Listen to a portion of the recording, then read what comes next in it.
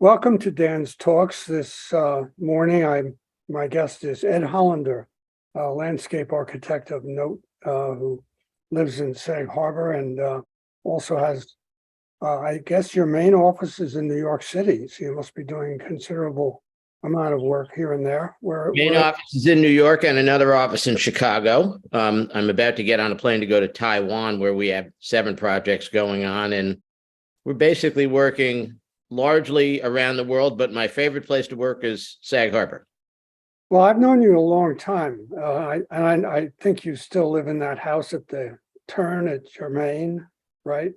We're actually over on Bayview Avenue. We've got a little bit more room, and as the family expanded, so did the house. But we've been in this house on Bayview for about 25 years, and the Sag Harbor is, I was born and raised in Manhattan, so I've always been a city kid, but I think of Sag Harbor as home.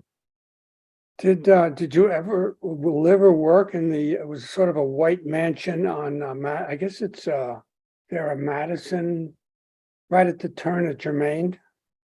No, that was, we were on Elizabeth Street before we had our daughter in a sweet little, Sag Harbor cottage. And once we had our daughter, every architect and builder came over and told me the same thing, which was go get a bigger house. What brought you here in the first place, since you're a city kid? Well, we started working in the Hamptons when this probably goes back 35 years ago. And I had a friend who had a house on Madison Street, and I would crash on her couch. And then she had a child, and, this was when Sag Harbor houses didn't really have air conditioning. And it was a hot, buggy night, and sleeping on the couch was too hot. So I went out into my car, which was parked on Madison Street, and turned the air conditioning on and let that run for 20 minutes and then slept for a couple hours. And that worked great till about 3:30 in the morning, when a group of drunks coming up off of Main Street started banging on my door and nearly caused me to soil myself in fear. And I said, you know what? You need to go get your own place and stop sleeping in cars on Madison Street. Good advice in Sag Harbor. Right. Unless we can go that. How did you hear about the little walkway under the bridge, which I referred to as the trip down the rabbit hole? Well, 20 some odd years ago, and I don't even remember who the mayor was at that point, we had done a little plan of what could be done with, this was when it was the old Remkes, the professional building in the Remkes area. And we did a little plan there for some reason, I think for the Sag Harbor Historical Society. And that sat in a dusty drawer somewhere till at some point, some developers came in and wanted to develop that site. And I think Brian Gilbride was the mayor at that point. And he said, you can't build these here. We have a plan for a park. Okay. And that kind of resurrected this. And then through Brian and Sandra Schroeder, we developed some plans for the park.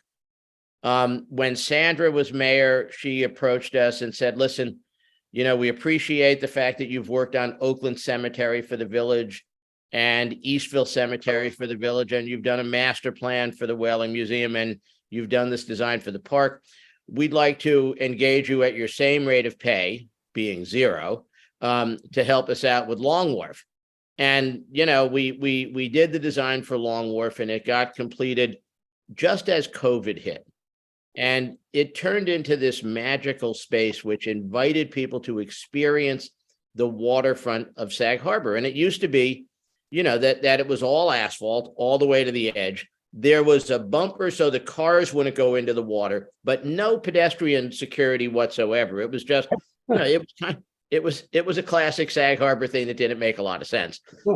And so we wrapped it in a boardwalk. We managed to rejigger the alignment so that all of a sudden there's a 40-foot wide area at the end of the pier, which is all public open space now, and is, a wonderful gathering place for people to watch the sunset and look over the sailboats. And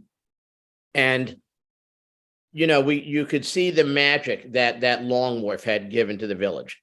And as we then started to design the park, I think this was when Jim LaRocca became mayor. We started to discuss the idea of actually connecting the boardwalk that wraps around Long Wharf all the way around under the bridge, if you will, and connecting over to Steinbeck Park, so that now all of a sudden the waterfront of the village was finally be given back to the people of the village. You would actually be able to walk along and experience, a long, significant public promenade, that goes through Upper Sag Harbor Cove and Lower Sag Harbor Cove and ties Long Wharf, which is a great space, and the park, which will be a great space, together, and you can kind of stroll all along the harbor. For myself, while it was still in bushes and so forth where the park is now, I didn't even know it existed.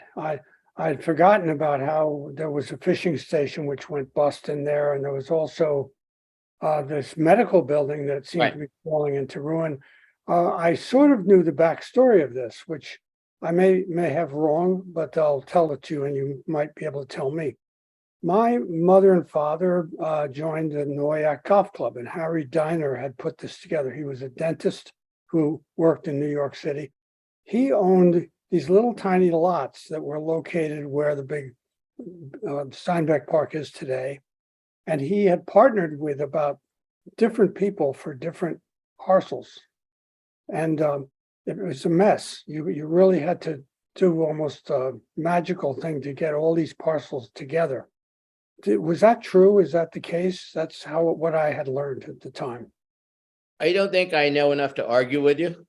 I know that it was a very complicated legal issue to get the various parcels of land that and the various ownership between the old Long Island Railroad right of way and other easements.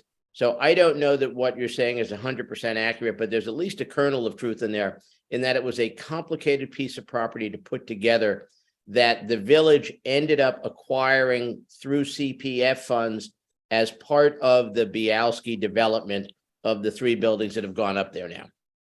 Well, the other thing I had experienced was to walk along the little artificial beach, which faces out into the harbor, and then say, what's under this abutment that goes up on this bridge that crosses over to North Haven? Let's just walk around here and see what it is. And it was all stickers and bushes and trees and then this marvelous beach, and right smack in the middle of everything, and it was accessible. I was amazed to see this, and also well bitten up. Right. So now, I mean, that beach is we so far we've built in the board. We have built the boardwalk and kind of the central platform with stairs down to the beach, because everything about the park is inviting people to access, to see, and to use, Sag Harbor, to use the water. It focuses on that. We're starting on the phase 2 construction now, which is a low kind of grassy amphitheater with natural stone set into it. But all of that focuses down on the water. Since, as creative as I like to think that we are, we've got a beautiful sunset over Sag Harbor Cove almost every evening. And all I have to do really is create some places where people can sit and enjoy that. Yes. What I wondered about the grass. It's rather lumpy and uninviting. What is it? So that is, when the village acquired the property from the developers through the whole CPF thing, they had someone who just kind of leveled it out and dumped some stuff in there. And so we nobody wanted to waste the money to make good grass until we were ready to do something there. Because so really what they did is it was very temporary, and there was no irrigation and no water. I mean, the best we could do is get the fire department out there once or twice with their hoses trying to get some water on it. So the finished areas that we did for this past summer we used a fescue grass, which requires no fertilizer and much less water. But as we start to develop more and more areas, the end product, the fescue turf, will be much more inviting than our Sahara desert clumps, which I thought we had kind of Sahara desert clumps with the rattiest collection of picnic tables seen this side of the Harlem River Drive. Yes, I agree with that entirely. I wanted to talk. I don't mean to put down the Harlem River Drive either. There's some nicer places there. So it's trying to make do. And remember, we're doing this with the help of the Sag Harbor Partnership raising funds. So, and there, a lot of this is getting done through the contributions of local landscape contractors and grading people. We're recycling and reusing a lot of materials that are available on the East End. I mean, the whole amphitheater is being built with sand fill that's coming off a construction site in North Haven. A lot of the stone steps are coming out of the Sag Harbor dump, where we have salvaged old curbstones and reusing them. So it's very much being part of Sag Harbor, where we're reusing old things.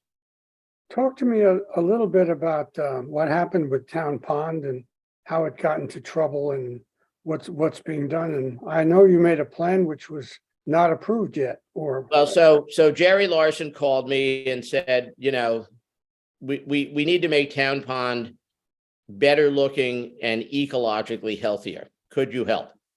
So, being the schmuck that I am, I said, sure, love to, in my free time.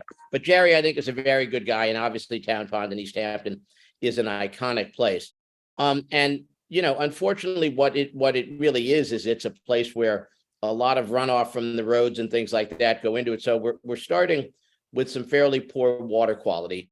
They went through a big process where they dredged out, I don't know how many decades of silt and things to just so that there's more water in it, which is the first step in being healthy.